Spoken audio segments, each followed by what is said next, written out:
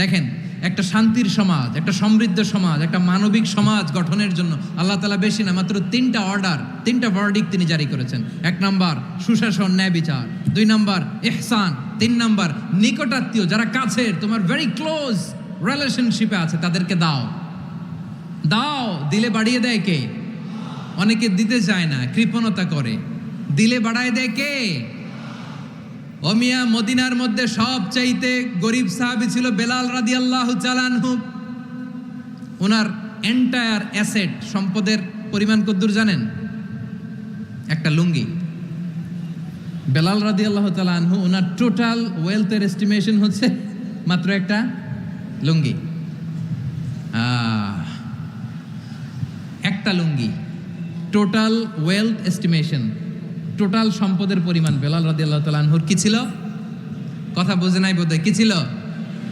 ওই বেলাল রাদিয়াল্লাহু তাআলা আনহুকে বিষ্ণু ইসলাম বলেছেন, আনফিক ইয়া বেলাল, ও বেলাল তুমিও দাও। ওয়ালা তাখশা মিন যিল আরশি ইখলালা, আরশের অধিপতির তো কোনো ঘাটতি নাই, তুমি দিলে ওই আল্লাহ তোমারে বাড়ায় দিবে। এজন্য আমার প্রিয় ভাইয়েরা, দিলে কমে না, দিলে বাড়ে। অনেকে ধরে রাখে, নতুন কিছু নিতে পারে না, হাত দিয়ে যেটা ধরে রেখেছেন এটা দিয়ে দেন, বড় একটা ধরার সুযোগ পাবেন। জোরে বলেন ঠিক কিনা? ধরেন 5 কেজি ওজনের একটা ধরে রাখছেন, এখন 10, এটা না ছাড়লে 10 কেজি ধরতে পারবেন আপনি? আচ্ছা, 10 কেজির জিনিস একটা আছে হাতে, ওইটা যদি ছেড়ে দেন তাহলেই না 15 কেজি ধরতে পারবেন। কথা বলেন ঠিক কিনা? তাহলে দিলে বাড়িয়ে দেয় কে? রব্বুল আলামিন বললেন 3 নাম্বার আদেশ হলো তোমাদের প্রতি সমাজটারে কেমন করে মানবিক সমাজ, সুন্দর সমাজ গড়বা। 3 নাম্বার আদেশ হলো ওয়াতিদাল কুরবা হাক্কা, নিকটাত্মীয়দেরকে তাদের প্রাপ্য বুঝিয়ে দাও। এই নিকটাত্মীয়দেরকে তাদের অধিকার বুঝিয়ে দেওয়া, প্রাপ্য বুঝিয়ে দেওয়াতে আমাদের গাফলতি আছে না নাই? চট্টগ্রামে নাই? মাশাআল্লাহ আছে, আছে।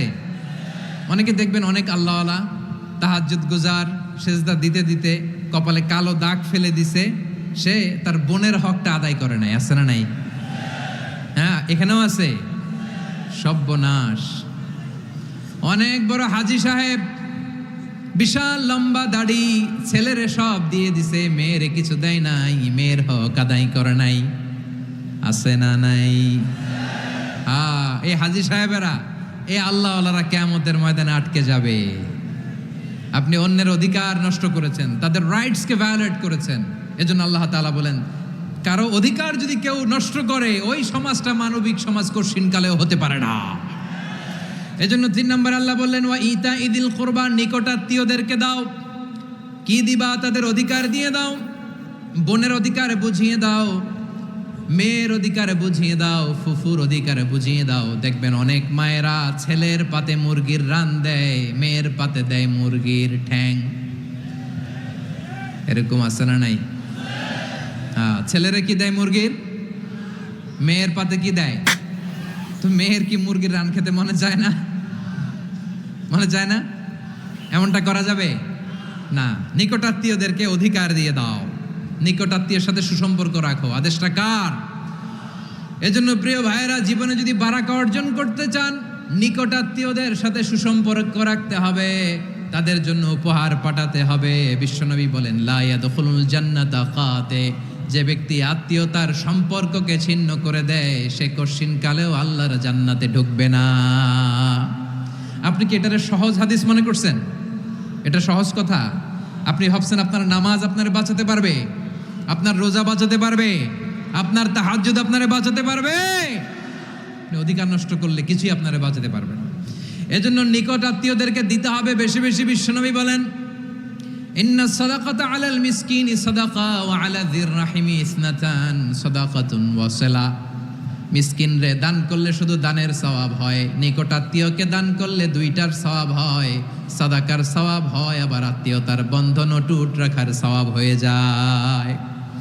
আবার বিশ্বনবী বললেন মান সাররাহু আইয়ুবসাতা লাহু ফি রিজকিহি ওয়া ইউনসা লাহু ফি আসারিহি ফালইয়াসিল রাহিমা, যে ব্যক্তি তার রিজিকের প্রশস্ততা চায় আর হায়াতে বরকত চায়, সে যেন তার আত্মীয়ের সাথে সুসম্পর্ক রাখে। আমার প্রিয় চট্টলার ভাইয়েরা, আমাদের রিজিক বাড়ুক, এটা আমরা চাই কি চাই না? সবাই চান? হ্যাঁ, আমাদের রিজিকে প্রশস্ততা আসুক, চাই কি চাই না? আমাদের হায়াতে বরকত আসুক, আমরা চাই কি চাই না? এই দুইটা যদি চান তাহলে নিকটাত্মীয়দের সাথে সুসম্পর্ক রাখবেন, পারবেন? তাহলে সমাজটারে মানবিক সমাজ বানায় দিবে কে?